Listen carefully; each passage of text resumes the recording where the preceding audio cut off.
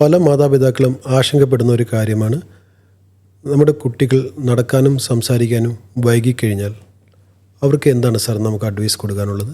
അതിപ്പോൾ വളരെ കോമൺ ആയിട്ട് കാണുന്നതാണ്. ഈ ഇലക്ട്രോണിക് മീഡിയയുടെ ഓവർ യൂസ് ആയത് കാരണം ഹൈപ്പർ ആക്ടിവിറ്റി, സ്പീച്ച് ഡിലേ വളരെ കോമൺ ആയിട്ട് കാണുന്നുണ്ട്. സോ ഓരോ പ്രായത്തിനും ചില കാര്യങ്ങൾ ചെയ്യുന്നുണ്ട്.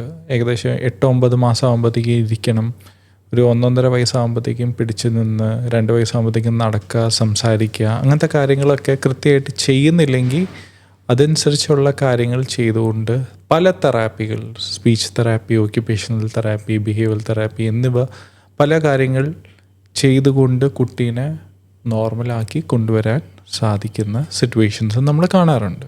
ഒരു കുട്ടിയുടെ ജനനസമയത്തോ ജനനത്തിന് ശേഷമോ മഞ്ഞപ്പിത്തം പോലെയുള്ള കാര്യങ്ങൾ ആ കുട്ടിയുടെ മുൻപോട്ടുള്ള ലൈഫിനെ അതിനെ അഫക്റ്റ് ചെയ്യുമോ, അല്ലെങ്കിൽ അതിൻ്റെ തലച്ചോറിൻ്റെ പ്രവർത്തനത്തെ സാരമായി ബാധിക്കുന്നുണ്ടോ സർ? ജനിച്ച ഉടനെ കുട്ടി കരയാത്ത സിറ്റുവേഷനിൽ ഡെവലപ്മെൻറ്റൽ ഡിലേ, അപസ്മാരം, അങ്ങനെ പല രീതിയിലുള്ള കാര്യങ്ങൾ നമ്മൾ കാണാറുണ്ട്. ഗ്ലൂക്കോസ് കുറഞ്ഞു പോവുക, മഞ്ഞപ്പിത്തം.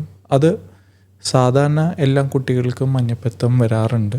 പക്ഷേ വളരെ സിവിയറായിട്ടുള്ള മഞ്ഞപ്പിത്തം വരുമ്പോൾ അത് തലച്ചോറിനെ ഡാമേജ് ചെയ്യുന്ന രീതിയിലും പിന്നീട് വൈകല്യങ്ങൾ വരുന്നതായിട്ട് നമ്മൾ കാണാറുണ്ട്. ഇതിൻ്റെ എല്ലാം പരിഹാരം ഉണ്ട് എന്നുള്ളത് അറിയണം. കറക്റ്റായിട്ടുള്ള സമയത്ത് ഇത് രോഗനിർണയം അതിൻ്റെ കൂടെ തെറാപ്പികളും ചെയ്തു കഴിയുമ്പോൾ നല്ലൊരു വ്യത്യാസം നമുക്ക് കൊണ്ടുവരാൻ സാധിക്കുന്നതാണ്.